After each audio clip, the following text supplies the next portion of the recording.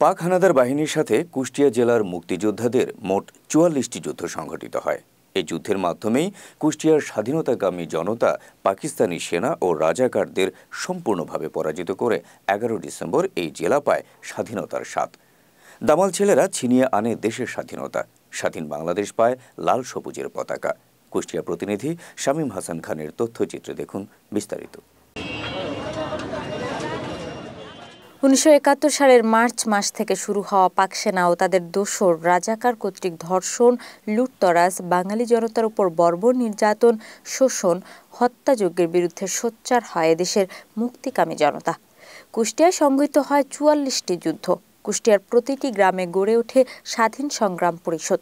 এর মধ্যেই ২৫ মার্চ রাতে ২৭ বেলুচ রেজিমেন্টের D-1 কোম্পানি সৈন্য এসে কুষ্টিয়া পুলিশ লাইন, জেলা স্কুল, থানা, আড়ুয়া পাড়াস্থ ওয়্যারলেস অফিস ও টেলিগ্রাফ অফিস দখলে নিয়ে শহরে কারফিউ জারি করে। এরপর পুরো শহর দখলে নিয়ে নিরীহ মানুষের উপর নির্যাতন, জ্বালাও পোড়াও আরম্ভ করে পাকিস্তানি বাহিনী। এদের প্রতিরোধ করতে গিয়ে নবাব সিরাজউদ্দৌলা সড়ক এলাকায় পাকিস্তানি আর্মিদের উপর বোমা নিক্ষেপ করতে গিয়ে আর্মিদের গুলিতে প্রথম শহীদ হন রনি হোসেন। তবে মুক্তিযুদ্ধের শুরুতেই পাকিস্তানি হানাদার বাহিনী কুষ্টিয়ায় চরম প্রতিরোধের মুখে পড়ে। ৩০ মার্চ ভোরে বাংলার দামাল ছেলেরা কুষ্টিয়া জিলা স্কুলে পাকিস্তানি হানাদার ক্যাম্পে হামলা চালান। এ যুদ্ধে সেদিন নিহত হয় অসংখ্য পাকিস্তানি সেনারা। ১৯৭১ সালের ২৫ মার্চ যশোর ক্যান্টনমেন্ট থেকে পাকিস্তানের বেলুচ ডেল্টা টু কমান্ড প্রায় ২৫০ মিলিটারি কুষ্টিয়া পুলিশ লাইনে অবস্থান নেয়। আমার বাড়িতে পুলিশ লাইনের খুব নিকটে। সকালে ওরা কার্ফিউ দেয়, শুনলাম যে আমার বন্ধু ফারুক আমার বাড়ির পিছনে, তৎকালীন তার বড় লোক ছিল, তাকে গ্রেপ্তার করেছে। রাতে তার বাসায় গেলাম।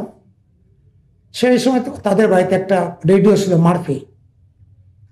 সেই রেডিওতে হঠাৎ শুনতে পেলাম, I major Zia declare independent Bangladesh. আমি নিজের কানে শুনেছি। এটা আমাদের একটা উৎসাহের কারণ। দ্বিতীয়ত হলো, পাকিস্তান আর্মিরা এসে যেভাবে অত্যাচার শুরু করলো, তার ৩ দিনের মাথায় চুয়াডাঙ্গা থেকে ৩ বা ৪ দিনের মাথায় চুয়াডাঙ্গা থেকে এখন বিডিআর হেডকোয়ার্টার ছিল, মেজর উসমান চৌধুরী, আজম ক্যাপ্টেন সাহেব, ওনারা কুষ্টিয়া অ্যাটাক করলেন। আর এই দেশের জনগণ, সাধারণ মানুষ তার পিছিয়ে থাকে। আমরা কুষ্টিয়া মুক্ত করতে পারলাম ১ থেকে এর মধ্যেই। পাকিস্তান মিলিটারি চলে গেলাম, ইন্ডিয়ায় গেলাম। ইন্ডিয়ায় বেতাই ক্যাম্পে আমরা বেশ কিছু লোক ওখানে ছিলাম। তার ওখান থেকে আমাদেরকে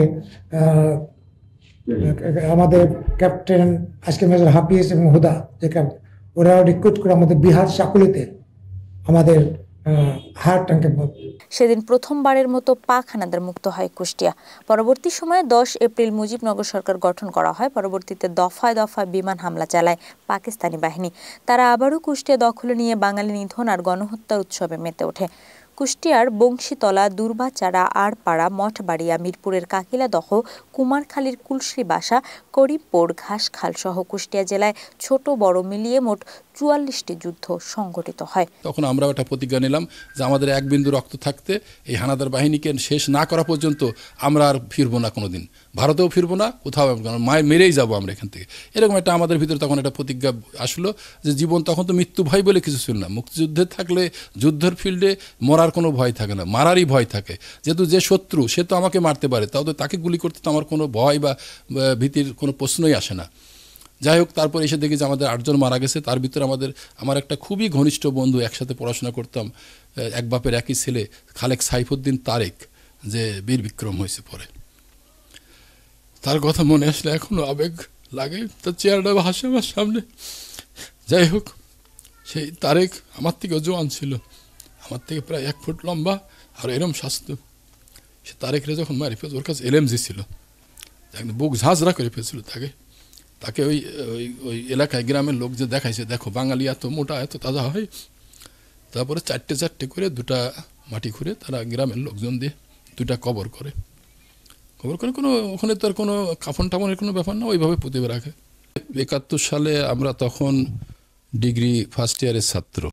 এখন ওই সময় আমরা ছাত্র থাকা অবস্থায় তখন যে পাকিস্তান শাসক গোষ্ঠী তারা যেভাবে বাংলাদেশকে শাসন করছিল এবং বাংলাদেশের সমস্ত কাজে তারা দেখা যাচ্ছে আমাদেরকে বঞ্চিত করছিল।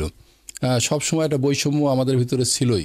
সমগ্র বাঙালি জাতি ধর্ম নির্বিশেষে সকল রাজনৈতিক দল সবাই ঐক্যমতে পৌঁছেছিল যে আমাদের একমাত্র পাকিস্তান হানাদার বাহিনীর সাথে আমাদেরকে যুদ্ধ করা ছাড়া আর কোনো উপায় নাই। কুষ্টিয়াতেও ওই 25শে মার্চ রাত্রেই চলে আসছে।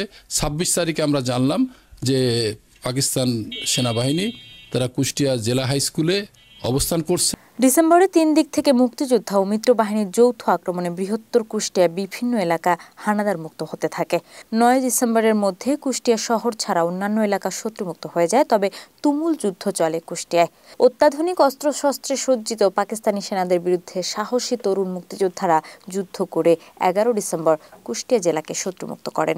আমি রয়্যাল এয়ারফোর্সে রিক্রুট হয়ে অলরেডি ট্রেনিংয়ে যাওয়ার জন্য প্রস্তুতি নিয়ে আমি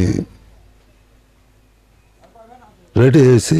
এমন সময় মনে হলো যে আমার এটা ধর্ম মা ছিল, মানে আমার বন্ধুর মা, বন্ধুর বড় ভাইয়ের নাম, আমার নাম এক নাম ছিল। আর সে মারা যাওয়ার পরে ওই ফ্যামিলির সবাই আমাকে বড় ভাই বলেই ডাকতো। আমি চিন্তা করলাম যে মার সাথে দেখা করে যায়। ওই বন্ধুর মাও আমাকে বলতো যে বাবা তুই আমাকে মা বলে ডাকিস, তো মা বলে ডাকতাম। এখন দেখতে যাই দেখি সব ঘরেই ডেড বডি। এখন কি করবো, ব্যাগটা ওরকমই থাকলো পড়ে,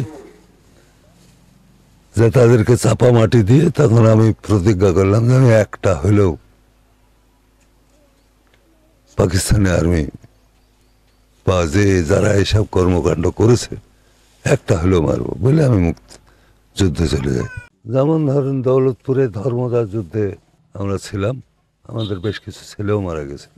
কুষ্টিয়ার মুক্তিযুদ্ধে প্রায় শতাধিক মুক্তিযোদ্ধা শহীদ হন, আহত হন প্রায় শতাধিক মুক্তিযোদ্ধা।